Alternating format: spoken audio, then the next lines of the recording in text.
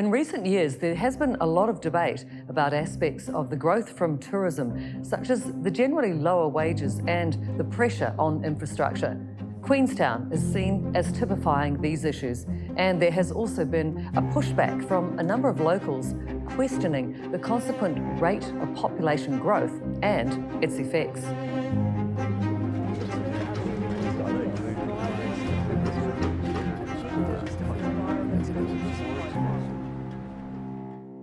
Pre-COVID, we interviewed a number of Queenstowners on their thoughts. And later, we went back to see if the COVID effect was changing the way people saw the future. First, the early interviews about the effect of growth.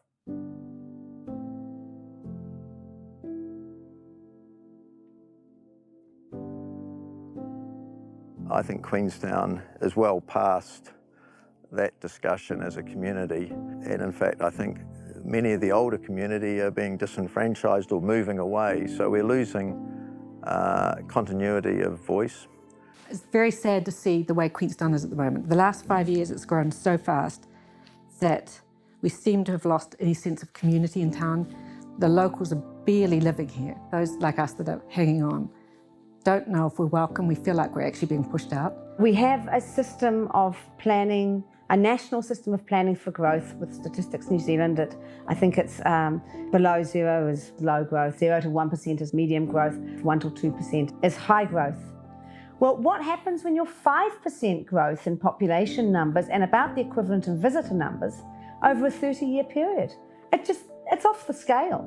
Those rates of growth aren't planned for in our system of planning. We live in a free world, and well, this part of the world we do anyway.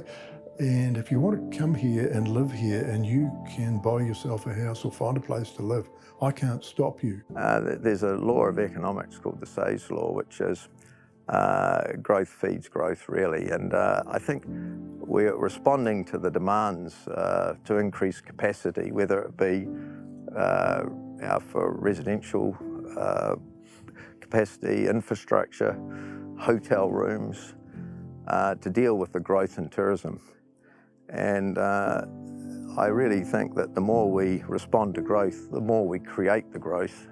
That's the Say's Law principle. Much of the discussion about growth in the Queenstown Lakes District concentrated on housing availability and cost. But for the locals already living there, it's also the associated infrastructure issues that rile them. The roading congestion, water, sewerage, schools, and public amenities like hospitals and arts centres. Not to mention planned airport growth for the boom in visitors, a big issue in both Queenstown and Wanaka.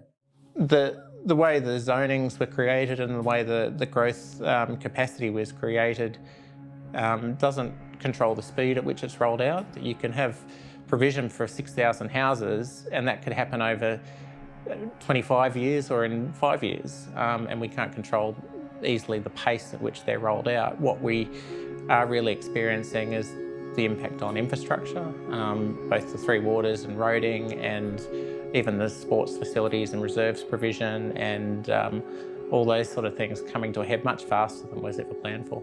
Recently, a friend of mine wrote a letter to the editor, and a very thoughtful letter saying, well, Queenstown's a bit like a great restaurant. It's a 100-seat restaurant and it's booked every night and it's highly regarded. Should we really turn it into a 500-seat restaurant? You know, in other words, just because there is demand, should we keep growing? Now, easy said, very hard to manage. And post-coronavirus, the aeroplane numbers are down and there's definitely no 500-seat restaurants.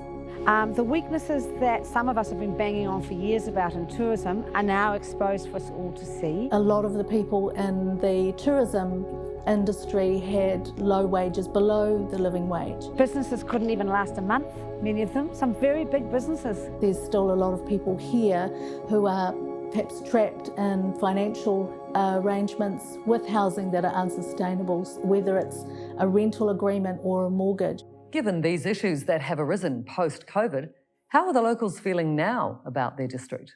I would say all the locals that I know feel like they have reclaimed the district to a large extent. And there's a lot of feeling of community again, which is nice. There's a lot of communication between people. They seem to have run into each other and found each other again. That's not necessarily a universal feeling.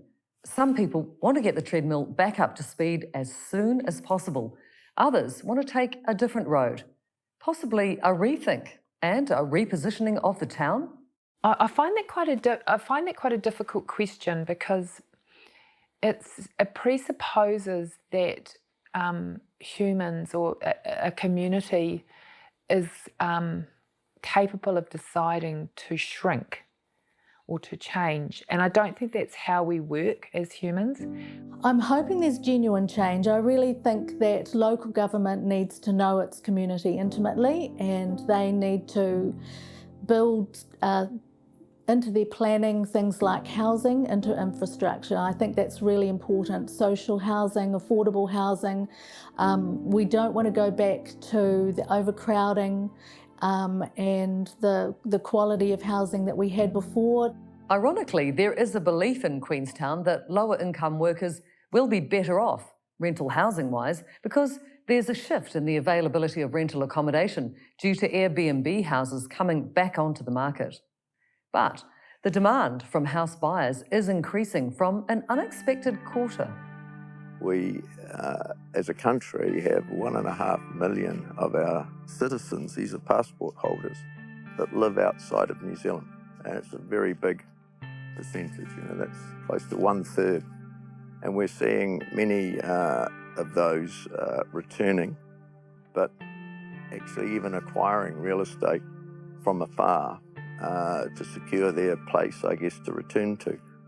So how deep and long that is, we're uncertain, but with 1.5 million, that is many, many times the demand for real estate that was created through a wider pattern of migration and immigration into New Zealand that was cited as a reason for rising real estate prices in Auckland.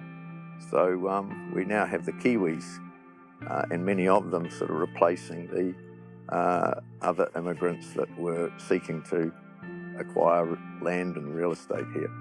So I think that could be a real big factor for the future. I do believe that this is a very desirable place to live and work and play and study and make movies and jump off bridges and do all those things, that people will still want to be here. And the world is always migratory and people always move. So I do think people are going to want to come here. So it's up to us all in Queenstown to plan for people just to continue to come. There seems to be an unwillingness to take the first step when they don't know what the direction or what the outcome might be. And this is one of the things I've been thinking about lately is why can't we sit in the discomfort of not knowing what the future looks like? Because that's what we're going to need to do.